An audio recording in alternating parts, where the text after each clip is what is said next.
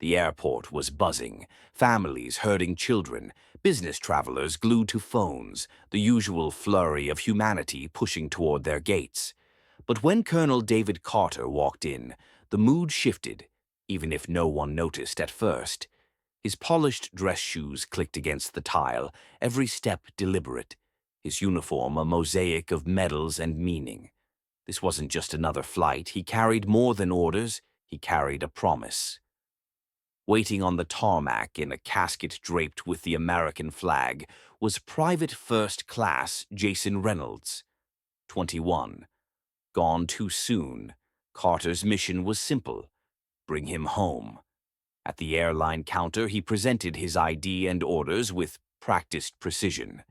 The agent behind the desk barely glanced up at first, then paused, just a little too long.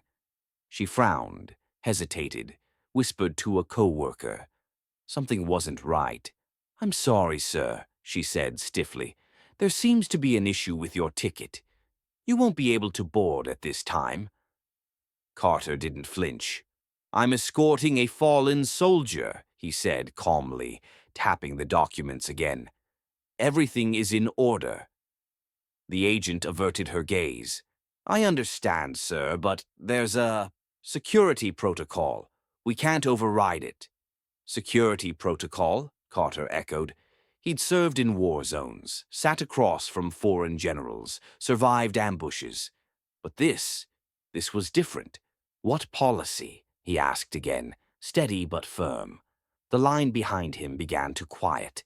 Travelers started to notice. A man in uniform being denied a flight. This was not routine. A supervisor appeared, mid-50s, tired eyes, cautious tone. "Sir, I apologize for the inconvenience, but we must follow protocol." That word again.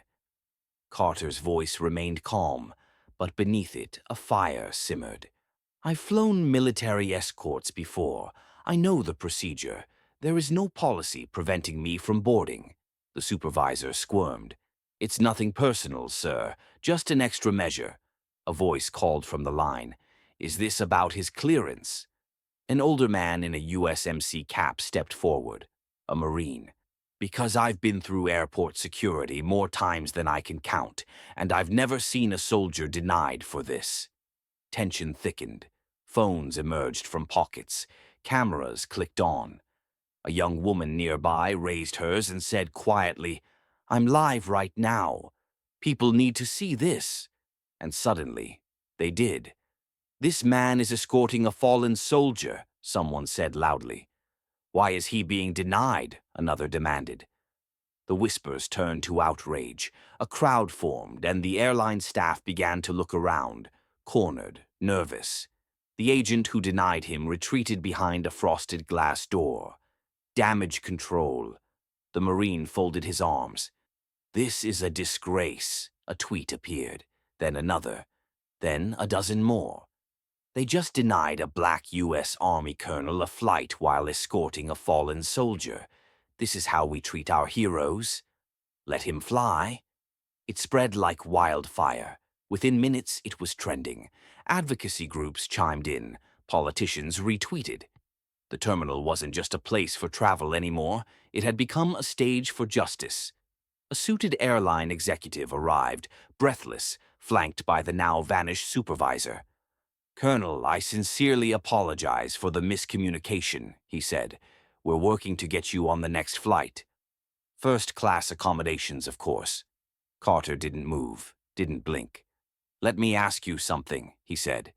"If no one had pulled out their phone, if no one had spoken up, would I still be standing here?" Silence. "You don't need to answer, we both know." The crowd nodded, angry, disappointed. "I don't need first class," Carter said. "I don't need special treatment. I need respect. And so does the soldier I'm escorting." Another ripple through the crowd. Then a uniform appeared. Not TSA, not airline. Military. Real authority. "I'm Major Thomas Beckett, Department of the Army," the man said, extending his hand. "We've been informed of the situation. Colonel Carter and Private Reynolds will not be flying commercial. The airline executive paled. The Pentagon has arranged private transport, the major continued.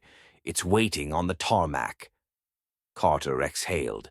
Not in relief, he didn't need rescuing, but the mission could finally move forward.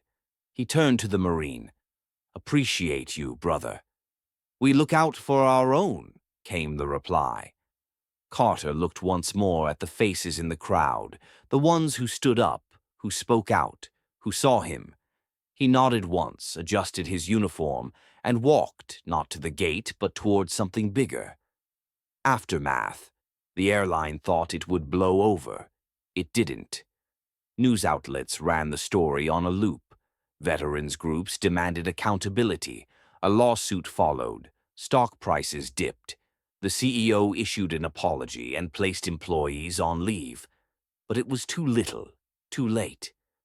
Colonel Carter completed his mission. He stood beside Private Reynolds' family as they received him one final time. Quiet, resolute. He didn't need headlines. He needed respect. And that was the real fight. Because respect should never require a hashtag. It should be the standard.